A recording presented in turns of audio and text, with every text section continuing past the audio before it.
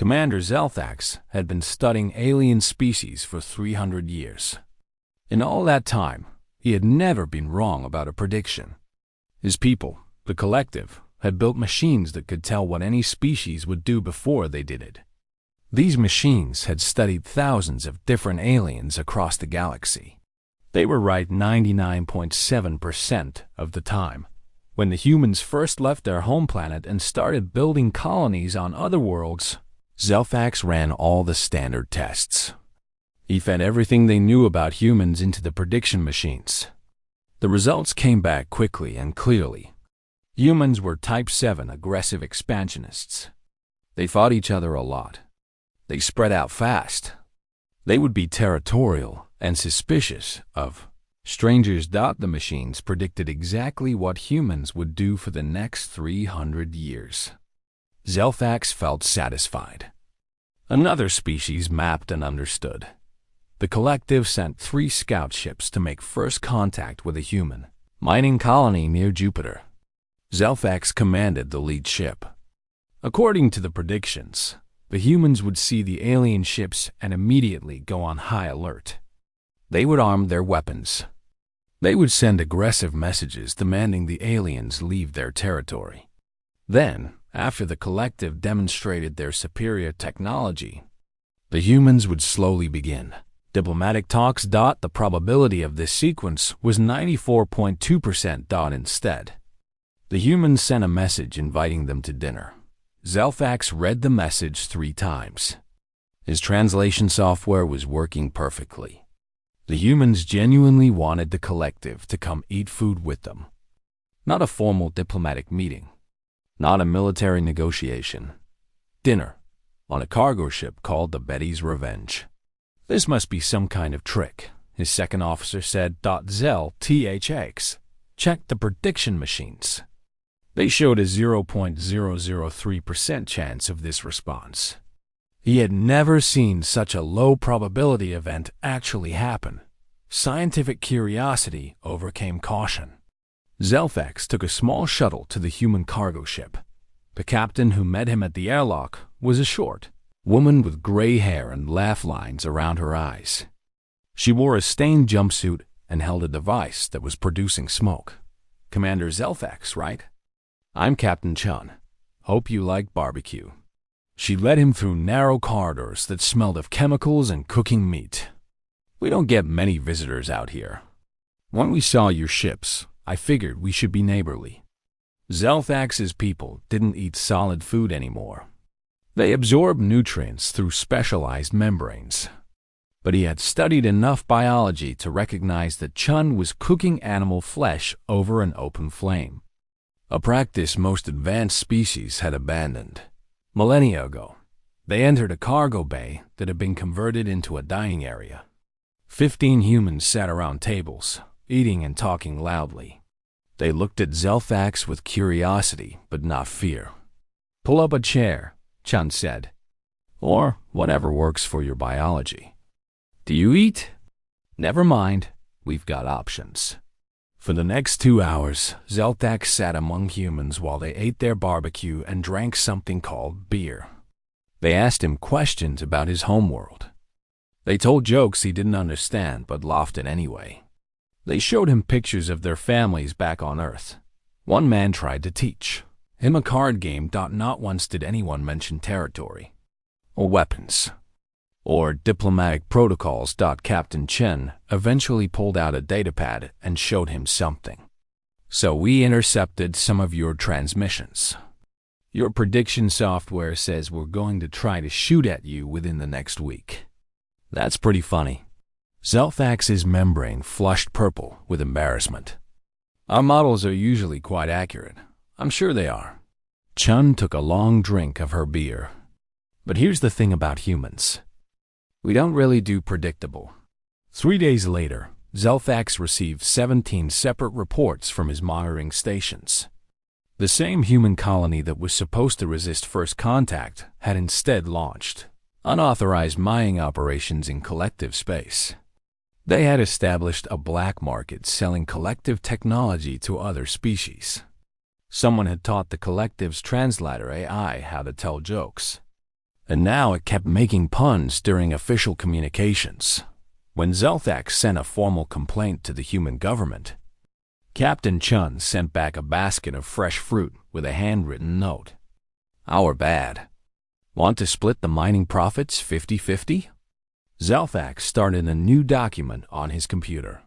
He titled it Human Anomaly Counter and set the starting number at 40-7. Over the next month, that number climbed steadily. Humans kept doing things the prediction machine said were impossible or extremely unlikely.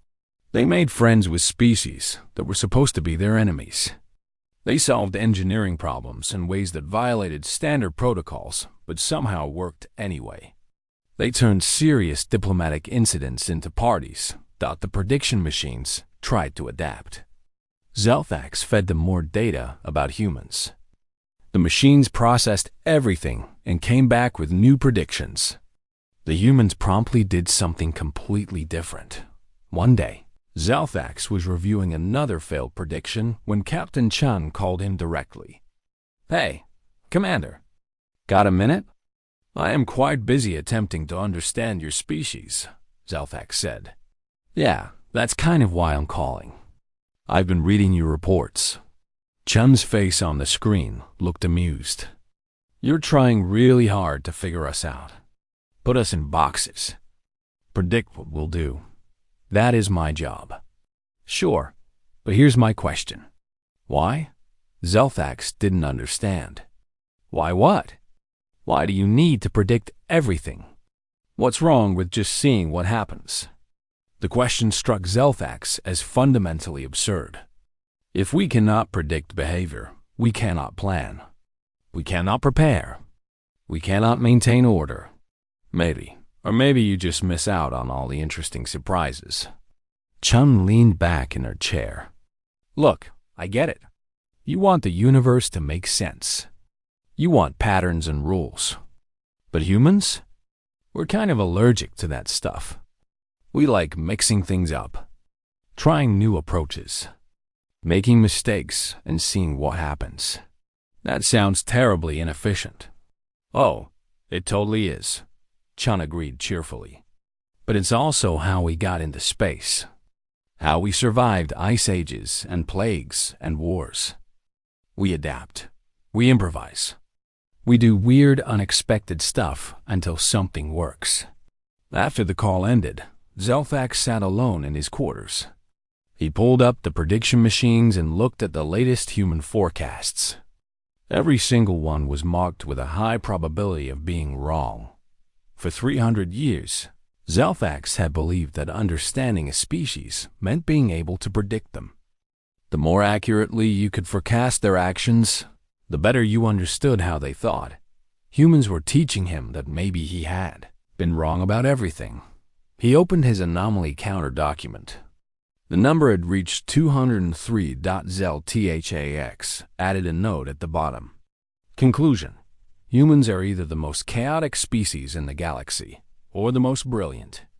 Possibly both. Further study required. Then he did something he had never done before in 300 years of research. He closed the prediction machines and decided to simply wait and see what humans would do next. 2 hours later, Captain Chun sent him another message. "Hey, we're having a poker tournament next week. Want to join? Fair warning, we cheat like crazy." Zelthax surprised himself by accepting the invitation. 6 months had passed since first contact with humanity. Commander Zelthax now stood before the collective council, presenting his findings. The news was not good. Humans have violated our predictive models in 847 distinct scenarios, he reported. We can no longer forecast their behavior with any reliable accuracy. The council members shifted uncomfortably in their seats. These were the oldest and wisest members of the collective. They had guided their civilization for thousands of years, using careful prediction and planning. The idea that any species could resist their models was deeply troubling. "This is unacceptable," Council Leader Vrina said. Her voice was cold and precise. "Every species follows patterns. Every species can be understood and predicted. You must be missing something. Analyst Kryn stood next to Zelfax. His mandibles clicked nervously as he spoke. With respect, Council Leader, we believe humans know we are watching them. Last week, we predicted their colony on Arcturus 6 would respond to our trade embargo with economic sanctions. And did they? Rinna asked. No. They launched something called a meme war. Our junior staff members are now obsessed with human internet culture.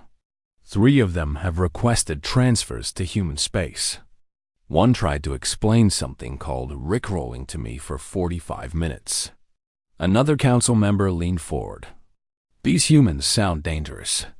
Perhaps we should classify them as a threat. Zelfax shook his head. That is the confusing part. They are not threatening us. They are just being human. Everything they do seems random, but it also seems to work somehow. They solve problems in ways our models cannot account for. The council debated for hours. Finally, they reached a decision. They would test humanity properly using the Zorvith dilemma. The Zorvith dilemma was the collective's ultimate first contact test. It was a carefully designed ethical puzzle that every species in the galaxy had faced. The scenario involved difficult choices about resource allocation, species survival, and moral philosophy. In 12,000 years of testing, every single species had responded in one of 4 predictable ways. The test had never failed. Ever. They invited Ambassador Chun to the collective's grand capital world. She arrived 3 days later wearing what she called her fancy diplomatic jumpsuit, which looked exactly like her regular jumpsuit, but was blue instead of gray. The council assembled in their greatest chamber. Thousands of collective members watched from observation galleries. They presented Chun with the Zorvith dilemma, using their most sophisticated holographic displays and translation systems. Chun listened carefully to the scenario. It took 30 minutes to explain all the variables and moral complexities.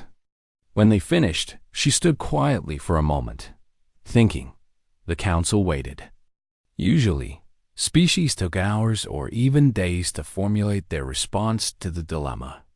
The fastest response ever recorded was 42 meds. Chen spoke after exactly 43 seconds. We would start a betting pool on which solution would work best. Try all 4 options at the same time, see what happens, and probably invent 3 or 4 new solutions nobody has thought of yet.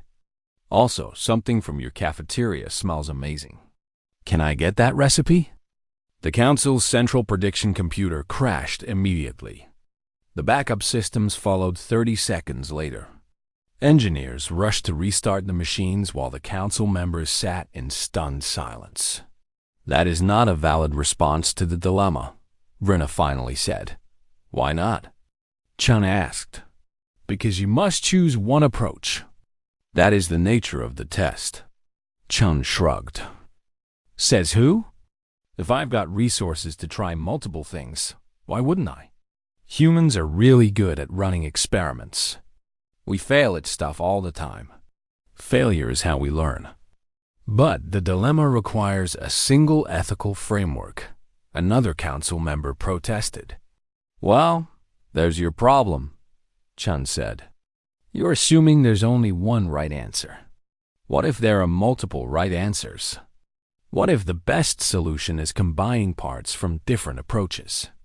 What if the real answer is something nobody has thought of yet because they were too busy trying to fit everything into 4 neat boxes? The council tried to argue with her, but Chun had already moved on. She was talking to one of the engineers about human cooking techniques and offering to teach him how to make pizza. Over the next 2 years, the situation grew worse from the collective's perspective. Humans kept approaching every challenge with what Zelfax's reports could only describe as aggressive improvisation. The collective modeled a potential military conflict between humans and a hostile species called the Krenth. According to predictions, This conflict had a 98% chance of escalating into war. Instead, humans proposed something called the Galactic Olympics. They somehow convinced 17 different species, including the Krenth, to participate in competitive sporting events. The humans lost most of the competitions, but seemed completely happy about it. They said they were just there to have fun and make friends. The war never happened. The Krenth and humans now had regular cultural exchanges. Zelthax spent his days adding entries to his anomaly counter and trying to understand the pattern behind human unpredictability. He had started meeting regularly with Captain Chun at what she called a dive bar on her ship. The establishment was cramped, poorly lit, and served drinks that were technically toxic to his biology. He loved it. "You are trying to predict us like we are a physics equation," Chun explained one night. She slid him a glass of something purple that made his sensors beep warnings. "But humans don't optimize for predictability. We optimize for possibility." Zelthax took a cautious sip of the drink. It tasted terrible and made his membrane tingle. "That makes no logical sense." "Exactly," Chun grinned. "Welcome to humanity. But how did you become successful as a species?" Zelthax asked. "How did you develop advanced technology in space travel without careful planning and prediction?"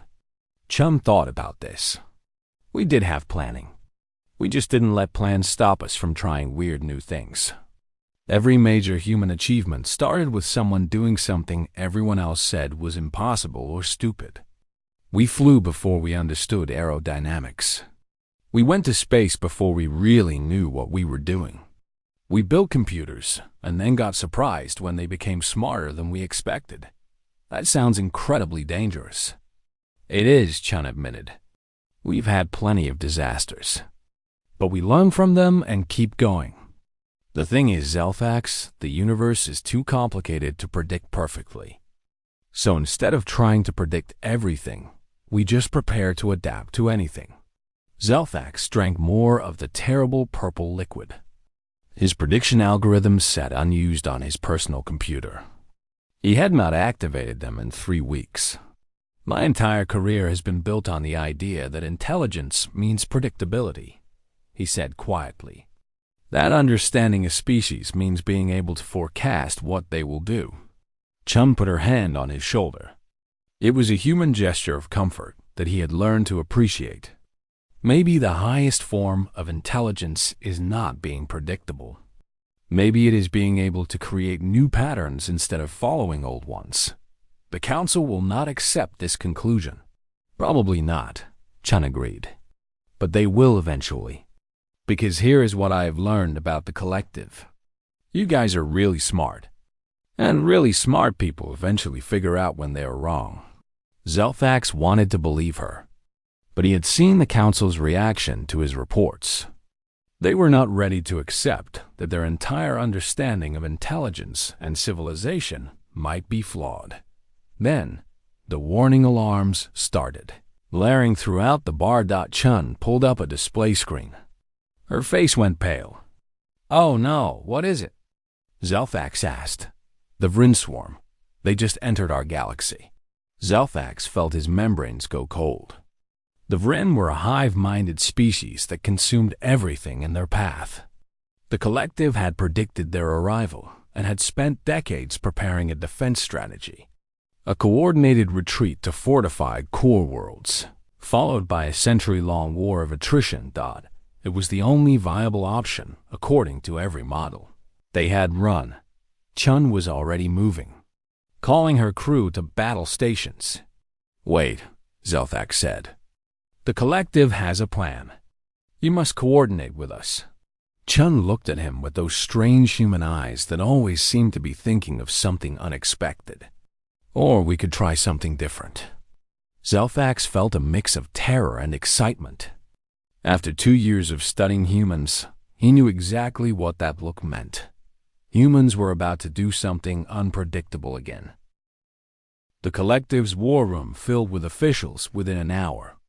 Holographic displays showed the Vryn swarm spreading through the outer sectors like a dark plague. 14 civilizations had already fallen to them. Their hive ships consumed everything, leaving dead worlds behind. Zelthax stood beside Council Leader Vrina as she reviewed the defense plans. Everything was proceeding according to their predictions. Military forces were retreating to fortified positions. Civilian populations were being evacuated to the core worlds. Supply lines were being established for the long war ahead. The humans are not following evacuation protocols, an officer reported. Vrina's expression did not change. Force them to comply. We cannot have chaos during this crisis. They refuse to acknowledge our authority in this matter, the officer said nervously. Ambassador Chun requests an immediate meeting with the council. Vrina looked at Zelthax. Your human friends are becoming a problem. They are not my friends, Zelthax said, though he was not sure that was true anymore. But I recommend hearing what they have to say. Chun appeared on the main display screen. She looked tired but determined. Behind her, Zelthax could see dozens of humans working frantically at computer stations. Council Leader Vrina, we need to talk about your plan, Chun said without any formal greeting. Our plan is sound, Vrina replied. We have modeled this scenario for decades. Retreat and attrition warfare is the only viable option. Yeah, about that. What if we just talk to them instead? The entire war room fell silent. Zelthax watched as every council member stared at Chun with identical expressions of disbelief. Vrina spoke slowly and carefully, as if explaining something to a child. Ambassador Chun, the Vrin are a consuming swarm. They have no diplomatic protocols. They do not communicate. They only destroy. There is no negotiation possible. Has anyone actually tried asking them why they are doing this? Chun asked. That is impossible. They are a hive mind with no individual consciousness. So you keep saying. But has anyone tried? Another council member interrupted. We have complete psychological profiles of the Vrin. They are driven by an insatiable hunger. They cannot be reasoned with. Chun leaned back in a chair. You know, you guys said humans were predictable too. You were wrong about that. Maybe you are wrong about this. The probability of successful communication with the Vrin is 0.0001%, Vrina said. So you are saying there is a chance, Chun grinned. Good enough for me. We are going to try. You will do no such thing, Vrina commanded. I forbid it. With respect, Council Leader, you are not the boss of humans. We are going to attempt first contact with the Vrin. If it works, great. If it does not work, well, we will probably be dead, so it will not matter much. The display screen went dark before Vrina could respond. Zelthax felt something he had rarely experienced in his long life. Fear mixed with hope. It was a distinctly unpleasant combination. She's going to get herself killed, Vrina said quietly, and possibly doom us all by wasting time on impossible solutions. Or, Zelthax said carefully, she might succeed. Humans have a remarkable track record of doing impossible things. Vrina looked at him with cold eyes. Your reports have made you too sympathetic to them. Remember your duty to the collective. Zelthax said nothing. He was not sure where his duty lay anymore. 48 hours passed. The Vrin continued their advance. The collective's forces continued their retreat. Then Chun sent a message to the war room. We have made contact. Zelthax rushed to the communication station. Say that again. We have established communication with individual Vrin nodes. You were right that they are a hive mind, but you were wrong about them not having individual thoughts. They do. They are just really quiet about it. Vrina pushed Zelthax aside. This is impossible. Our xenobiologists have studied the Vrin for centuries. Yeah, well, your xenobiologists never actually talked to one, Chun said. We did. Took a while to figure out the right frequency and language patterns, but we got there. Turns out they are not mindlessly destroying everything because they want to. They are running away from something. Running away from what? Zelfax asked. Something in dark space. Something that destroyed their original worlds. They have been fleeing for generations. They consume other civilizations because they literally do not know any other way to survive. Nobody ever taught them about farming or trade or asking for help. The council members looked at each other. Zelfax could see them running calculations in their heads, trying to figure out if this information was reliable. Even if this is true, Rina said, what do you propose we do about it? We teach them, Chun said simply. We show them how to grow their own food, how to settle on uninhabited worlds, how to be part of the galactic community instead of eating it. That will take years, possibly decades. Probably, but it beats a century-long war, does not it? Rina started to argue, but Zelfax interrupted. Council leader, I recommend we allow the humans to proceed. If they fail, we lose nothing. We still have our defensive positions. But if they succeed, we save billions of lives and avoid a catastrophic war. Rina studied him for a long moment. You have changed, Commander. The predictable analyst I knew would never recommend such a risk. Perhaps I have learned the best solutions are often the unpredictable ones. Zelfax replied. The council debated for 6 hours. Finally, they agreed to give humanity a chance. They would maintain defensive positions, but allow Chun to continue her negotiations with the Vrin. What followed was the strangest period in galactic history. Humans worked with Vrin representatives to identify 3 uninhabited worlds suitable for colonization. They taught the Vrin about agriculture, showing them how to cultivate nutrients instead of consuming other species. They introduced them to concepts like trade and mutual cooperation. The Vrin were surprisingly eager students. Once they understood there were alternatives to consumption, they embraced them enthusiastically. Their hive minds made them incredibly efficient at implementing new systems.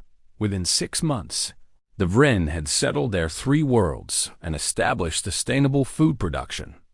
They stopped their advance into collective space. They even began trading resources with nearby colonies. More remarkably, after extended exposure to human philosophy and culture, some Vrin started developing what they called individuality protocols. Certain nodes within the hive began expressing personal preferences and opinions. The queens found this fascinating rather than threatening. One Vrin queen even started attending Captain Chen's weekly poker games. Zelfax stood in the observation deck of the collective's primary station, watching a Vrin hive ship work alongside a human colony vessel. They were constructing a joint research station together. 6 months ago, such cooperation would have been unthinkable. Chun joined him, carrying 2 drinks. She handed him one without asking if he wanted it. He had grown to appreciate her casual disregard for protocol. You look thoughtful, Chun said. I have been thinking about predictions, Zelfax replied.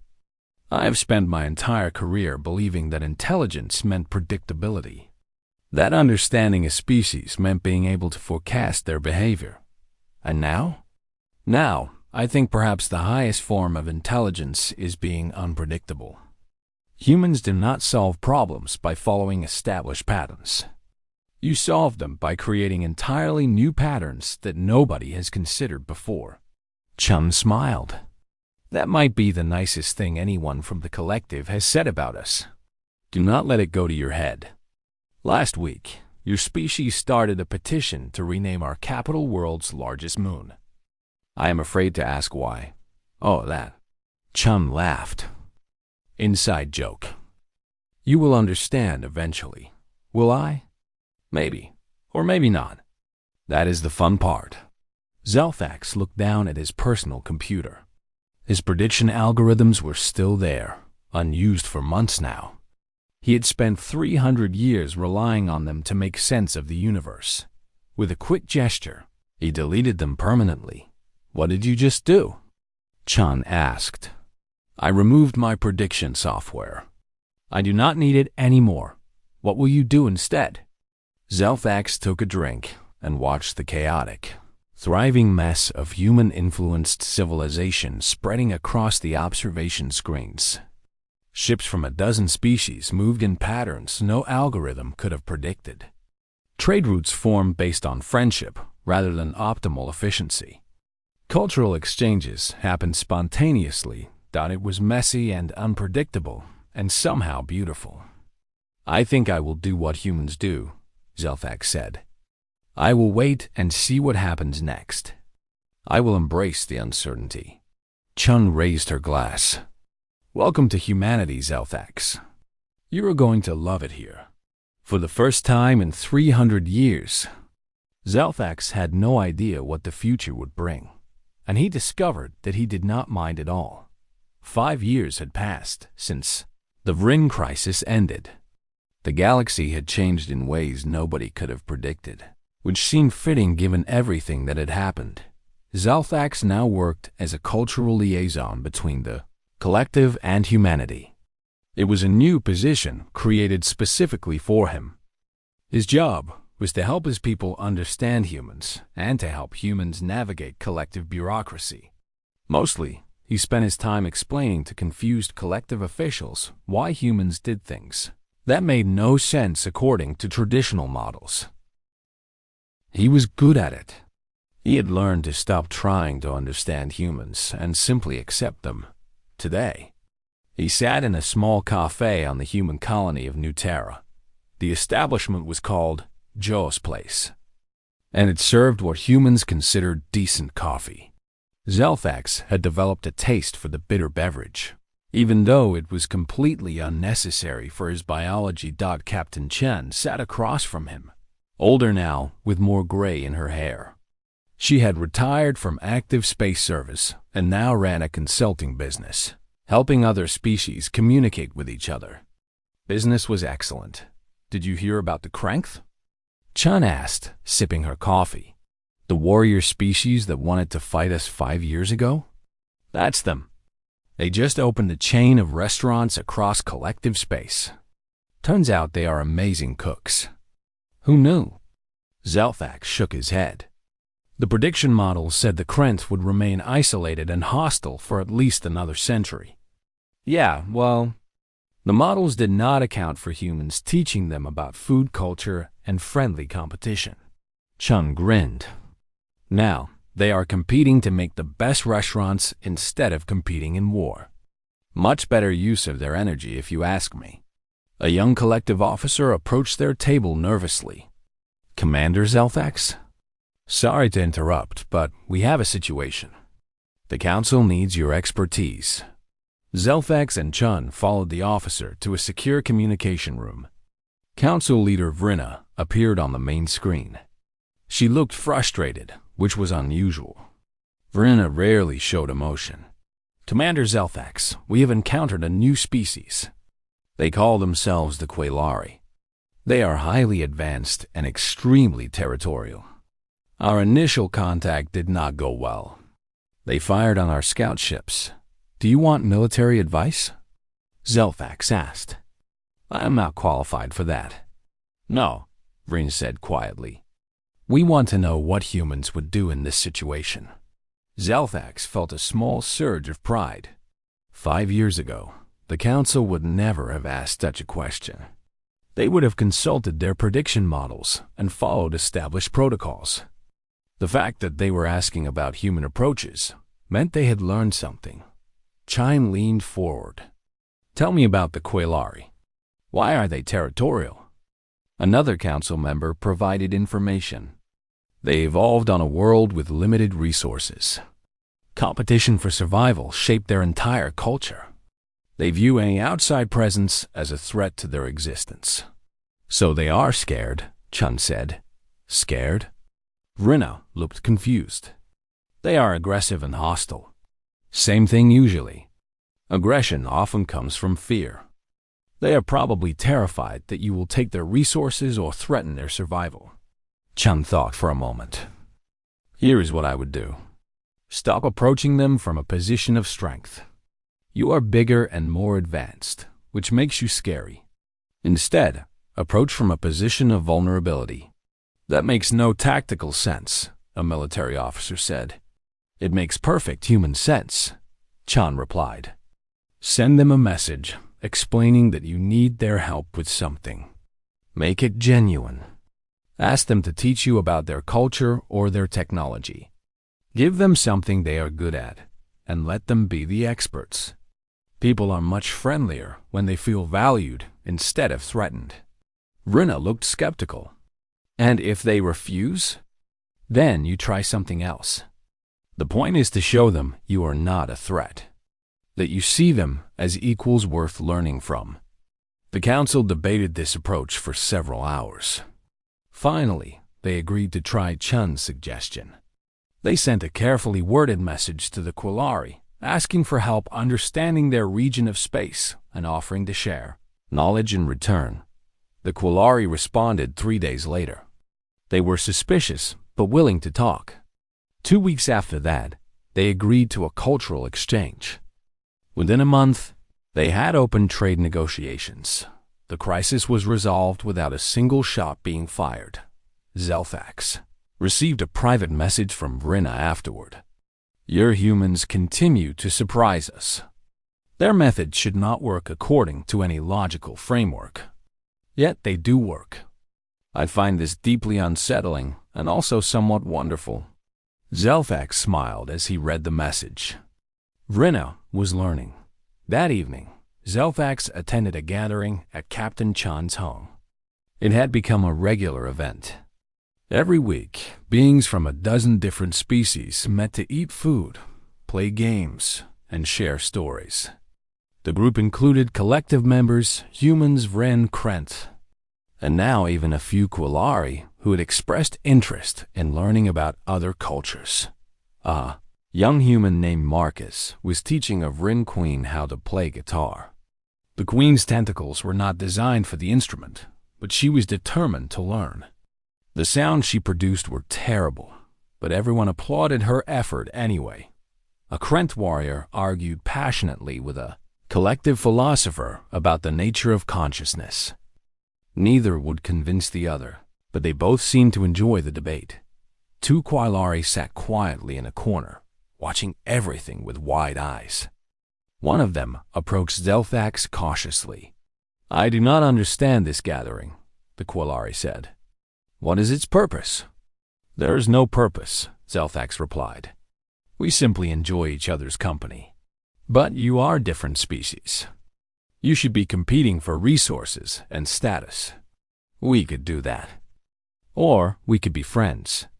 Humans taught me that friendship is often more valuable than competition. The Quillari looked confused but intrigued. This is a very strange concept.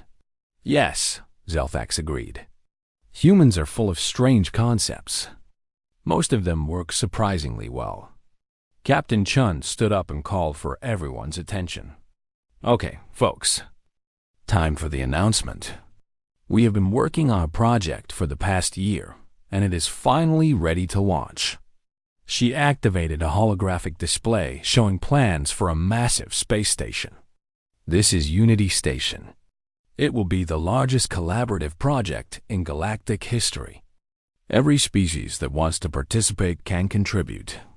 It will serve as a cultural center, trade hub, and research facility. No weapons allowed. No territorial disputes. Just beings from across the galaxy working together and learning from each other. The Collective Council has already approved funding for the station's construction. Vrina's voice came through the communication system. We believe this project represents the future we should build together. Zelthax felt something warm spread through his membranes. It took him a moment to recognize the emotion as hope. After the gathering ended, Zelthax and Chun stood on her balcony looking up at the stars. Unity Station would be built out there somewhere, a symbol of what the galaxy could become when species stopped trying to predict each other and started trying to understand each other. Do you ever miss it?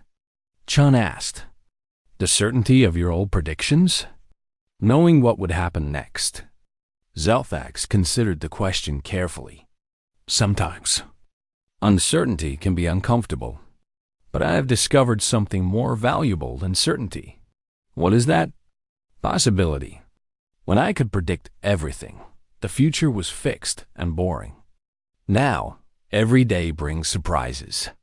Some good, some bad, but all interesting. Humans taught me that a universe full of possibilities is much better than a universe full of predictions. Chun smiled. You have become very wise, my friend. I learned from the most unpredictable teachers in the galaxy. They stood in comfortable silence for a while, watching ships move across the night sky. Somewhere out there, the Vryn were farming their new worlds. The Krenth were cooking in their restaurants. The Quillari were cautiously making new friends. Dozens of species were learning to work together in ways that should have been impossible, and it was all because humans had refused to be predictable. Zelthax's old prediction algorithms would have said none of this was possible. The probability of such dramatic cultural change across multiple species in just 5 years would have been calculated as essentially zero. But the algorithms had been wrong. Humans had proven that the most unlikely outcomes could become reality when someone was brave enough to try. What do you think will happen next? Chun asked. Zelthax laughed, a sound he had learned from humans. I have absolutely no idea, and I cannot wait to find out. A shooting star crossed the sky above them. Zelthax made a wish, another human custom he had adopted. He wished for more surprises, more impossible solutions, and more humans showing the galaxy that predictability was overrated. The future was uncertain, chaotic, and full of beings who refused to follow the rules. Zelthax had never been happier. Far above them, construction drones were already beginning work on Unity Station. The project would take years to complete and would face countless unexpected challenges along the way. But it would succeed because the galaxy had learned the most important lesson humans had to teach. The best way to predict the future was not to predict it at all. It was to build it together, one unpredictable choice at a time. And somewhere in the collective's archives, a file labeled Human Anomaly Counter continued to grow. The number had long since stopped meaning anything. Humans were not anomalies anymore. They were simply humans. Unpredictable, impossible, and absolutely essential to the galaxy's future. Zelthax would not have it any other way.